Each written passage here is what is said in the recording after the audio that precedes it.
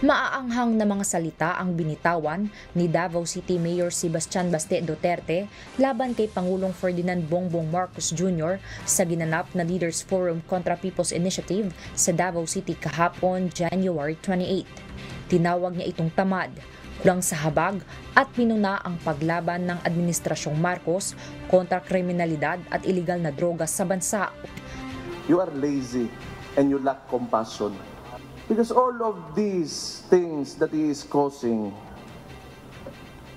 is oppressing the people. Maumago na. Kay giuna niya ilahang politika, ilahang self-preservation sa ilang politika. Wa nila giuna ang trabaho. Naniniwala si Baste na ang tunay na layunin ng People's Initiative ay ang mapanatili sa kapangyarihan ang mga Marcos. Sa huli, hinamon nito ang Pangulo na magbitiw na lang sa pwesto. Mr. President, kung wala kay gugma o wala kay aspirations sa imuhang nasod, resign. Kabilang sa mga dumalo sa isinagawang aktibidad ang ilang lokal na opisyal sa Mindanao at mga taga-suporta ng mga Duterte. Pero hindi inaasahan ang naging pagdalo ni dating Executive Secretary Vic Rodriguez sa pagtitipon. At nais ko pong sagutin kung bakit ako naririto ngayong hapon.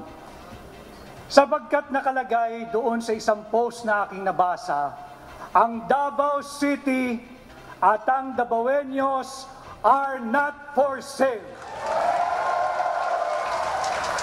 And precisely for this reason that I am here, because your friend Vic Rodriguez is not for sale. Sa kanyang talumpati, sinabi nito sa publiko na huwag ipagpalit ang kanilang pirma para sa kaunting salapi. Si dating House Speaker at Davao del Norte 1st District Representative Pantaleon Alvarez, sinabing ginagamit ng kasalukuyang Speaker na si late 1st District Representative Martin Romualdez ang People's Initiative para sa pansarili nitong interes. Dahil sakali umanong tumakbo si Romualdez sa pagkapangulo, ay tiyak na hindi ito mananalo.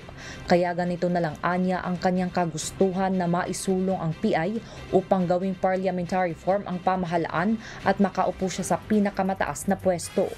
Pagtitiyak naman ni dating presidential spokesperson Harry Roque, hindi sila titigil na ipaglaban ang demokrasya ng bansa.